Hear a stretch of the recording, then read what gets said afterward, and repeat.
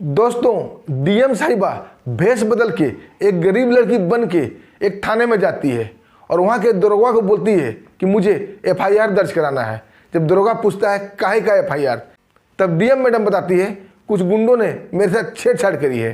दरोगा हंसते हुए बोलता है तुम्हें किसने बोला था अकेले घूमने का, जाओ और अपना काम करो, मेरा वक्त खराब मत करो। अगर उसने तुम्हें छेड़छाड़ की है इसमें तुम्हारी ही गलती होगी, तुम्हें अकेले नहीं निकलना चाहिए या तुम्हें अपनी सुरक्षा करना आना चाहिए। लेकिन दोस्तों मैडम रिक्वेस्ट करने लगती है कि दरोगा साहब हम आपके एरिया में आते हैं और हमारे साथ ऐसी घटना हुई है, आपको इसका संज्ञान लेना चाहिए। लेकिन दरोगा अपने कांस्टेबल को बोलता है इस पागल लड़की को धक्के मार के यहाँ से भगा दो। लेकिन दोस्तों जैसे ही उन्हें पता चलता है कि ये यहाँ की डीएम मैडम है, फिर वो दरोगा का जो हाल होता है दोस्तों बड़ा ही बुरा होता है। आइए दोस्तों पूरी कहानी जानते हैं विस्तार से। दोस्तों कहानी शुरू करने से पहले आप लोगों का बहुत बहुत शुक्रिया, बहुत बहुत धन्यवाद। आप लोग हमारी वीडियो काफ़ी मात्रा में लाइक करते हैं, चैनल को सब्सक्राइब करते हैं। दोस्तों अपना प्यार और आशीर्वाद ऐसे ही बनाए रखिएगा, हम आपके दोस्त आपके भाई हैं। आइए दोस्तों चलते हैं कहानी की ओर। दोस्तों ये सच्ची कहानी धौलपुर राजस्थान की है। दोस्तों वहाँ एक परिवार रहा करता था। परिवार के मुखिया का नाम था बिरमाराम, उनकी पत्नी थी और उनकी एक बेटी थी जिसका नाम था रोशनी।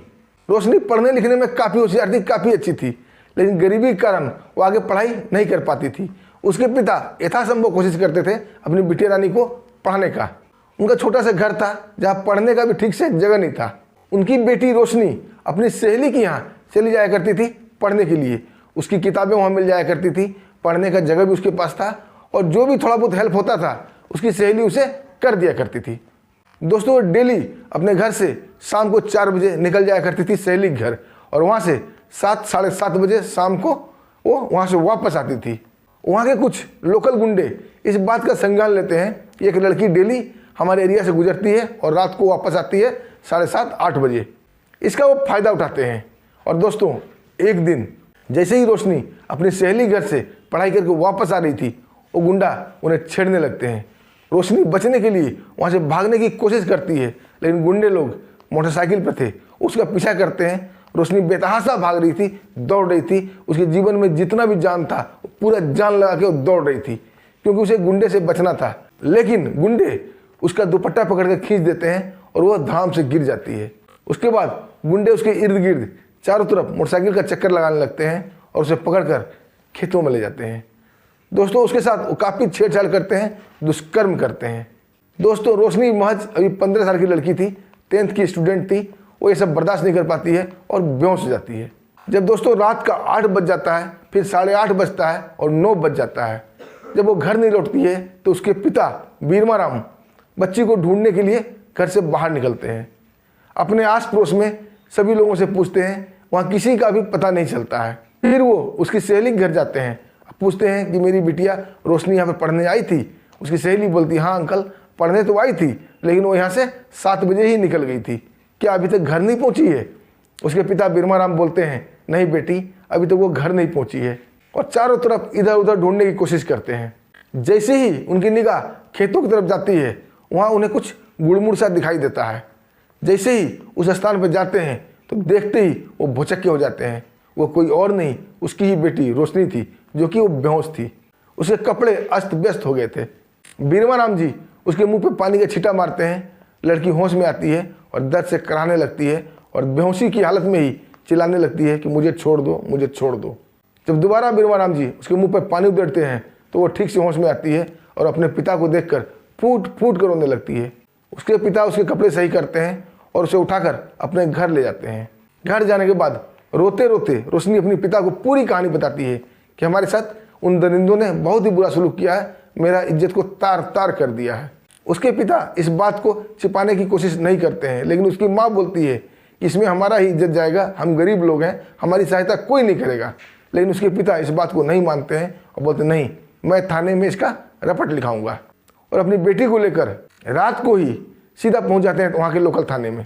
वहाँ के नज़दीकी थाने में जाते हैं। वहाँ का दरोगा था बलबीर सिंह मीना। जैसे ही ये कांस्टेबल आके बोलता है कि साहब एक पिता पुत्री आए हैं, कुछ रिपोर्ट लिखाने के लिए आए हैं। और इस टाइम बलबीर सिंह मीना का खाने पीने का वक्त होता है 9 बजे का। वो इस दखलंदाजी से काफ़ी चिढ़ जाता है और गुस्से में भरकर बाहर निकलता है। जैसे ही पिता पुत्री को देखता है और पूछता है कि हाँ बोलिए क्या बात है, उसके पिता बताते हैं कि हमारी बिटिया है और इसके साथ यहाँ के 4 गुंडों ने बदतमीजी की है, छेड़छाड़ की है, उनके साथ यौन शोषण किया है, इसका मुझे रिपोर्ट लिखाना है। दुर्गा उसे बोलता है इतनी रात को ये कहाँ से आ रही थी। उसके पिता बोलते हैं कि अपनी एक सहेली के घर पढ़ने जाती है और डेली जाती है। दुर्गा काफ़ी गुस्सा करते हुए बोलता है किसने बोला है कि अपनी बेटी को अकेले भेजो, तुम्हें इसके साथ जाना चाहिए, साथ आना चाहिए। अकेले घूमेगी तो गुंडे छेड़छाड़ करेंगे ही, और उसे वहाँ से भगाने लगता है। तब उसके पिता बोलते हैं कि दुर्गा साहब, अगर आप ही ऐसी बातें करेंगे तो हम कहाँ जाएंगे, हमारे लिए तो माई बाप हुजूर सरकार सब आप हैं, और आप ही हमारी सहायता नहीं करेंगे तो हम गरीब आदमी कहाँ जाएंगे। लेकिन दुर्गा उनकी एक ना सुनता है और कांस्टेबल को बोलकर उन्हें वहाँ से धक्के मारकर बाहर निकलवा देता है। दोस्तों, इस बेइज्जती से, इस सदमे से उसके पिता काफ़ी टूट जाते हैं, क्योंकि एक तो उनकी बेटी के साथ अत्याचार हुआ था और दूसरा कोई सुनने वाला नहीं था, और इस सदमे से वो बीमार पड़ जाते हैं। घर में जो भी थोड़ा बहुत जमा पूंजी थी उनकी बीमारी में खर्च हो जाती है, लेकिन रोशनी के ऊपर दुखों का पहाड़ टूट पड़ता है, क्योंकि फिर भी इतना इलाज करने के बावजूद भी सदमे से उसके पिता चल बसते हैं, नहीं बचते हैं। अब रोशनी के सिर पे पहाड़ टूट गया था। अकेली रोशनी, उसकी माँ क्या करे और क्या ना करे, उसे कुछ समझ में नहीं आता है। वो अपने आसपास के लोगों को ये बात बताती है कि हमारे साथ ऐसे ऐसे घटना हो गई है, लेकिन कोई भी इस बात का संज्ञान नहीं लेता है, क्योंकि जो 4 लड़के जिन्होंने छेड़छाड़ किया था, अत्याचार किया था, वो काफ़ी दबंग प्रवृत्ति के लोग थे। गांव वाले जानते थे कि ये लोग काफ़ी दबंग हैं, अगर बीच में किसी ने बोला तो उसके साथ भी ये बुरा करेंगे। कोई भी रोशनी और उसकी माँ का हेल्प नहीं करता है। अब रोशनी, उसकी माँ चारों तरफ से लाचार हो जाती है, क्या करे क्या ना करे। तभी उसकी सहेली रोशनी को बोलती है कि तुम्हें यहाँ की डीएम साहिबा के पास जाना चाहिए, वो भी एक महिला है और ज़रूर तुम्हारी हेल्प करेगी। अब रोशनी अपनी माँ को लेकर दूसरे दिन सुबह सुबह ही डीएम ऑफिस पहुँच जाती है, लेकिन वहाँ जितने भी स्टाफ रहते हैं, पुलिस वाले रहते हैं, कोई भी उन्हें डीएम साहिबा से मिलने के लिए नहीं देता है और वहाँ से भगाने लगता है। पुलिस वाले के इस रवैया से काफ़ी दुखी होती रोशनी।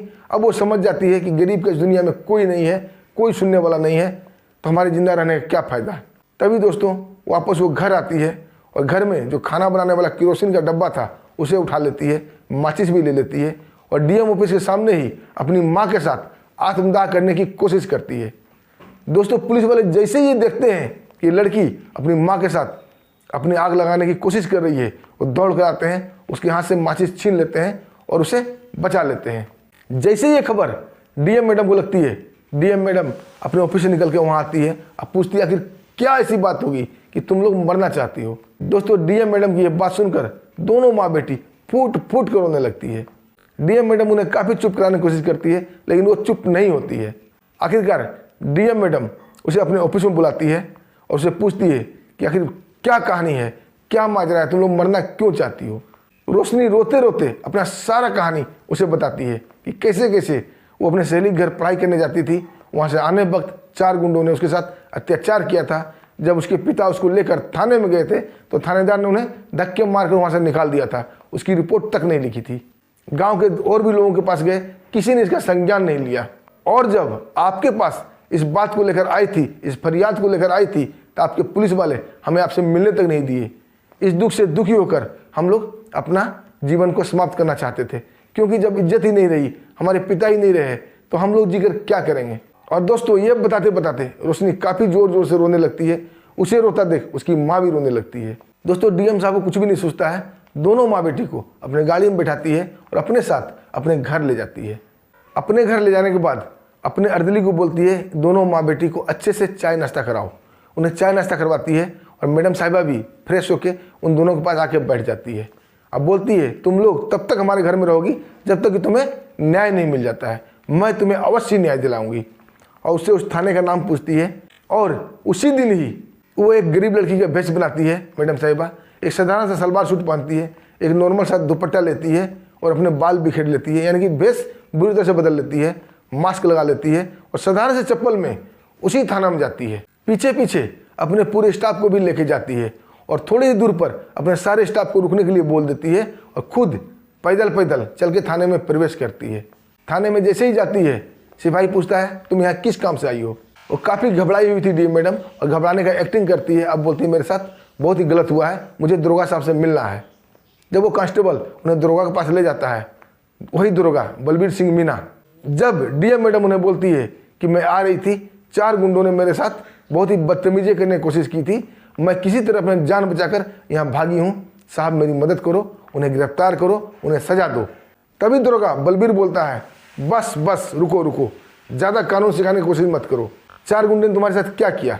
डीएम साहिबा बोलती है कि साहब अभी तो उन्होंने कुछ भी नहीं किया, लेकिन वो मुझे पकड़ने की कोशिश कर रहे थे, मैं बहुत तेज़ भागकर उनसे बचकर यहाँ आई हूँ। आप अगर इस मामले का संज्ञान नहीं लोगे, आगे दिन वो मेरे साथ कुछ भी गलत कर सकते हैं। बलबीर सिंह बोलता है, ठीक है अभी तो तुम यहाँ से भागो, जब तुम्हारे साथ गलत हो जाएगा तब थाने में आना, तब मैं सोचूंगा कि क्या करना है। डीएम मैडम रिक्वेस्ट करने लगती है कि साहब आप थानेदार हो, इस एरिया के दरोगा हो, आप ही हमारे माई बाप हो, अगर आप संज्ञान नहीं लोगे तो कौन लेगा। लेकिन दरोगा उनकी एक ना सुनता है और कांस्टेबल को बोलता है, इस पागल लड़की को यहाँ से धक्के मार कर भगाओ, ये बेवजह हमारा वक्त खराब कर रही है। जैसे ही कांस्टेबल आता है अब बोलता है चलो यहाँ से बाहर निकलो, लेकिन मैडम साहिबा जो कि गरीब लड़की की भेष में थी वो जीत पड़ जाती, नहीं पहले आप मेरा FIR दर्ज करो तब मैं बाहर जाऊंगी। तभी दोस्तों गुस्से में दरोगा बलबीर सिंह उसे थप्पड़ मारना ही चाहता था कि उससे पहले ही मैडम उसे जोरदार थप्पड़ मारती है।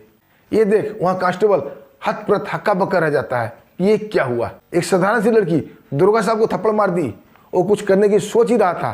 तभी डीएम मैडम अपना मास्क हटाती है, मास्क हटते ही दरोगा की तो आंखें फट जाती है, उसे पैरों तले जमीन खिसक जाता है और लड़खड़ाते लफ्जों में खड़ा होकर बोलता है जय हिंद मैडम, और जोरदार सैल्यूट मारता है। तब तक मैडम अपने फ़ोन से मिस कॉल मार चुकी थी और उसके मातहत अपने दल बल के साथ थाने में प्रवेश करते हैं। जैसे ही और भी सिपाही और भी कांस्टेबल ये देखते हैं कि डीएम मैडम की गाड़ी थाने में आई है, सब सावधान हो जाते हैं और इधर उधर भागने लगते हैं। तभी उनके मातहत निकल के दरोगा के केबिन में आते हैं। मैडम बोलती है इस दरोगा को गिरफ्तार करो। वहीं उसी थाने में दरोगा को गिरफ्तार किया जाता है और उसी थाने के लॉकअप में उसे बंद कर दिया जाता है। और डीएम मैडम तुरंत एसपी को फ़ोन लगाती है। तुरंत एसपी साहब आधे घंटे के अंदर वहाँ पर पहुँच जाते हैं और एसपी साहब को सारा माजरा बताती है कि ऐसा दरोगा है, किसी का भी रपट नहीं लिखता है, एक गुंडों के साथ मिला हुआ है, उसका रिश्वत खाता है, उसके साथ ये मिलजुल कर काम करता है और आम लोगों की बातें नहीं सुनता है, इसका प्रत्यक्ष प्रमाण मैं हूँ। जब एसपी साहब दरोगा से पूछते हैं तो वो सिर नीचा कर लेता है। तभी डीएम मैडम बताती है कि आज से कुछ दिन पहले एक लड़की के साथ उन 4 लड़कों ने बलात्कार किया था। उसके पिता अपनी बेटी के साथ यहाँ रिपोर्ट लिखाने आए थे, लेकिन ये दरोगा रिपोर्ट लिखने के बजाय उसे धक्के मारकर भगा दिया था। दरोगा ये सब सुन रहा था। एसपी साहब बोलते हैं कि मैडम इसे तो जो करना है बाद में करेंगे, पहले इसको लॉकअप से निकाला जाए। फिर एक कस्टमर को बोलते हैं इसे लॉकअप से बाहर करो। उस दरोगा को लॉकअप से बाहर किया जाता है और एसपी साहब बोलते हैं कि तुम्हारे पास 2 घंटे का वक्त है, अगर 2 घंटे के अंदर अंदर तुमने उन 4 को गिरफ्तार नहीं किया तो तुम्हें मैं अच्छा सबक सिखा सकता हूँ। मरता क्या न करता। दरोगा उन 4 को अच्छी तरह से जानता था। तुरंत अपने कांस्टेबल को लेता है, जीप लेता है और 2 घंटा क्या दोस्तों 1 घंटे के अंदर ही 4 को हाथों में हथकड़ी डाले हुए थाने में लिए प्रवेश करता है। तब डीएम मैडम बोलती है कि अभी एक्शन कैसे हो गया, ये एक्शन तुम पहले कर लिए रहते तो तुम्हारे साथ आज बुरा सलूक नहीं होता। अब 4 के ऊपर FIR दर्ज किया जाता है और उसके चालान कर दिया जाता है। उसे 5-5 साल की कड़ा सजा मिल जाता है। अब दरोगा साहब को भी एसपी साहब सस्पेंड कर देते हैं, उसे लाइन हाजिर कर देते हैं और ये चेतावनी देते हुए कि ये तुम्हारी पहली गलती है, अगर दोबारा तुमने ऐसा कुकर्म किया तो तुम्हारी वर्दी भी उतार दूंगा।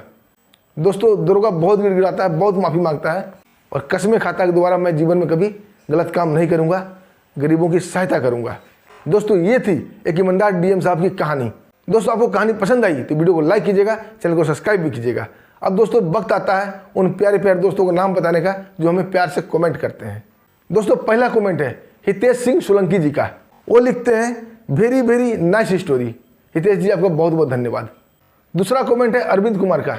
वो लिखते हैं आज के ज़माने में ऐसे ही पुलिस अधिकारी की आवश्यकता है, कृपया इसी प्रकार का प्रेरणादायक वीडियो बनाने के लिए आपका हार्दिक शुभकामनाएं। अरविंद भाई आपको भी दिल से धन्यवाद। तीसरा कमेंट है मोहम्मद ताहिर का।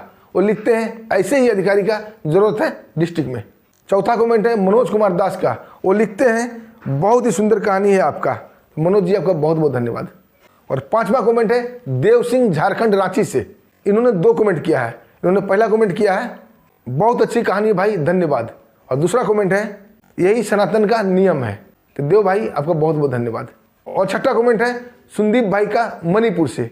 वो लिखते हैं I almost cry this story, lots of love. तो संदीप भाई आपका बहुत बहुत धन्यवाद, आप बहुत इमोशनल हैं। और 7वां कमेंट है शिव प्रताप सिंह का। वो लिखते हैं द ग्रेट बाप बेटे, ऑटो वाले से SDM बन गए।